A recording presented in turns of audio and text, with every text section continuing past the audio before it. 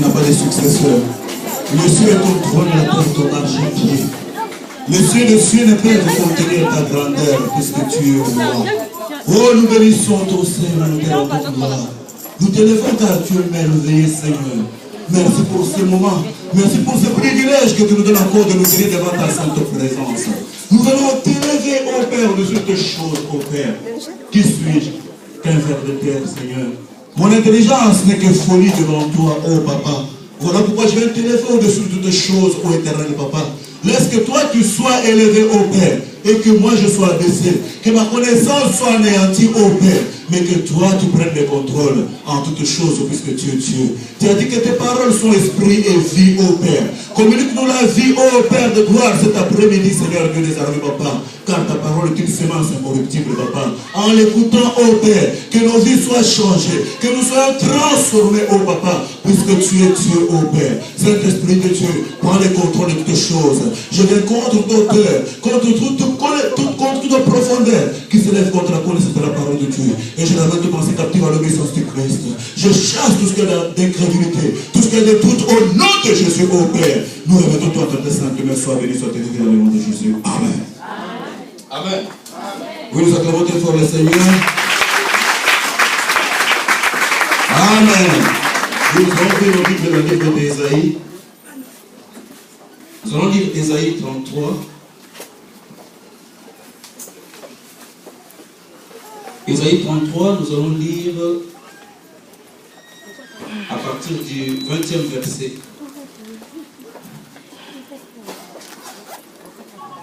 Ésaïe 33, à partir du 20e verset, nous allons lire dans le nom de Jésus. Regarde Sion, la cité de nos rencontres. Tes yeux verront Jérusalem, ces jours sereins, tente qui ne sera plus transportée, dont les piquets ne seront jamais enlevés et dont les cordages ne seront pas détachés. C'est là vraiment que l'Éternel est magnifique pour nous. Il nous tient lieu de fleuves, de larges rivières, où ne pénètrent pas de navires à rames, et que ne traverse aucun vaisseau magnifique, car l'Éternel est notre juge, l'Éternel est notre législateur, l'Éternel est notre roi. C'est lui qui nous sauve. Les cordages sont relâchés. Ils ne maintiennent plus la solidité du mât et n'étendent plus le voile. Alors, on partage la prise d'un immense butin. Les boiteux même prennent part au pillage. Aucun habitant ne dit « Je suis malade ». Le peuple qui demeure à Jérusalem reçoit le pardon de sa faute. Alléluia. Amen. Je crois que nous allons approfondir cette lecture comme nous le connaissons bien, notamment dans le livre d'Ésaïe, qui est un prophète messianique. Oui, bien aimé dans le Seigneur, au moment où on écrit ces choses, ce n'est pas un moment de plaisir. Au moment où on écrit ces choses, Jérusalem est envahie. Jérusalem est détruite. Au moment où on écrit ces choses. Je pense, si nous voyons bien dans les règnes de Salomon, nous verrons très très bien dans le livre 1 Chronique, 2 Chroniques, je crois, 1, au verset 15. Si nous regardons très bien, nous voyons que Jérusalem avait une certaine fierté. Du temps de Salomon, l'or était devenu comme des pierres précieuses. Alléluia. Donc, l'or était pratiquement comme des pierres. On pouvait le rencontrer partout. On pouvait avoir de l'or partout. Amen. Dans ce temps-là, je pense que si je voulais bien, dans ce temps du roi Salomon, je pouvais construire une clôture en or. Alléluia. Puisque là, c'était comme des pierres. L'or était par terre, c'était partout. Mais regardez avec tout ça, bien aimé, cette ville qui était magnifique, cette ville qui était pleine d'or, est détruite, est ravagée. Ses habitants sont en ce moment, bien aimés, déportés. Il n'y avait plus rien qui pouvait faire la fierté de Jérusalem. Alléluia. C'est en ce moment que s'écrit, écoutez le contexte, c'est en ce moment que c'est écrit ces Écritures. Et alors, bien aimé dans le Seigneur, cette ville a perdu sa fierté. On ne pouvait rien entendre. Vous savez, dans ces moments difficiles, on ne sait même plus prophétiser. Que pouvons-nous dire dans ce genre de choses? Est-ce que quelqu'un est à l'aise de jouer le rôle de prophète?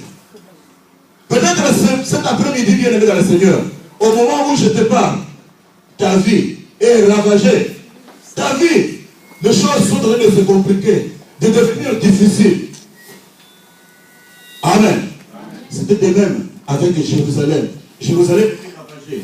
Or, si nous voyons Jérusalem, rien que par l'étymologie de ces mots, Jéru qui veut dire ville, Salem qui veut dire paix. Une ville de paix. Mais en ce moment, il n'y avait plus de paix dans cette ville. Cette ville avait perdu sa paix. Cette ville avait perdu sa tranquillité. Mais regarde dans ce moment, ce que le prophète écrit. Il dit, regarde Sion, et tu verras Jérusalem, que c'est une ville tranquille. Amen. Donc nous voyons qu'il y a deux lieux différents. Sion n'est pas Jérusalem. Jérusalem n'est pas Sion. Alléluia. Donc tu regardes Sion, tu verras que Jérusalem est tranquille. Or Jérusalem en ce moment est ravagée, a perdu sa fierté. Peut-être en ce moment où je te parle, tu as reçu un ordre de quitter.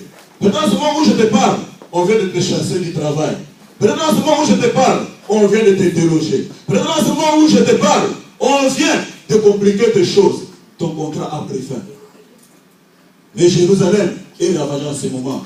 Et le prophète dit, regarde Sion. Sion, c'était un autre endroit qui était situé au sud-ouest de Jérusalem.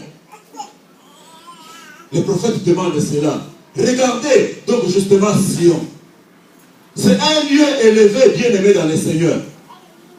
Je pense dans mes prédications anciennes, j'avais parlé en disant que nous devons regarder là-haut. Sion, donc c'est un endroit élevé. C'est la rencontre de racheter, où les gens vont. Quand on monte à Sion, on n'est pas les mêmes. Amen. Puisque Dieu y a mis quelque chose. La Bible déclare dans, toujours, Ésaïe 28, verset 15. Il dit, à Sion, j'ai placé une pierre angulaire. Alléluia. Il avait placé une pierre angulaire. La pierre angulaire qu'ont rejeté ceux qui bâtissaient est devenue la principale des langues.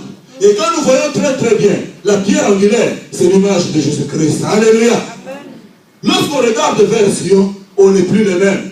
On dit cela, regarde Sion, tu verras que Jérusalem est une ville tranquille.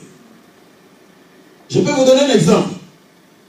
Tu es là, tu as ton fils qui est malade. Alléluia.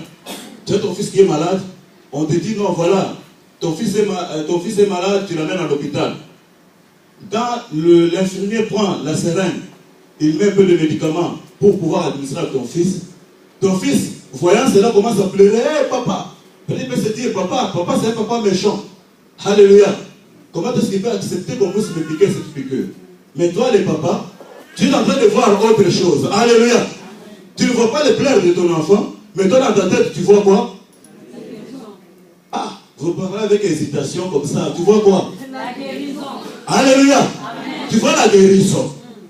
C'est-à-dire, donc tu regardes. Déjà, toi, tu vois la guérison. La guérison n'est pas là, mais toi, tu vois la guérison, tu sais. Quand l'enfant pleure, il va peut-être se dire que non, papa m'a abandonné. Alors que papa n'a pas abandonné, papa voit déjà autre chose. Alléluia. Et il voit la guérison. On dit, quand tu regardes Sion, tu verras que Jérusalem, c'est une ville tranquille.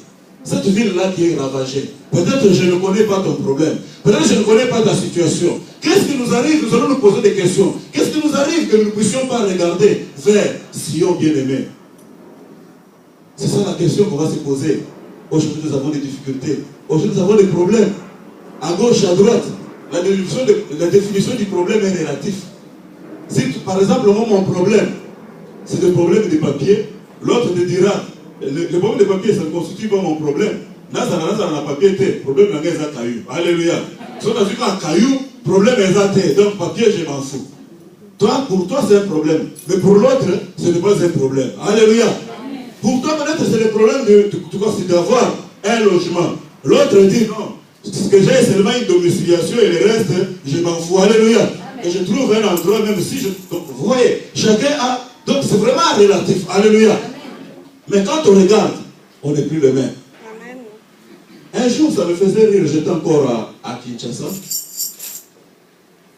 Je me souviens qu'on jouait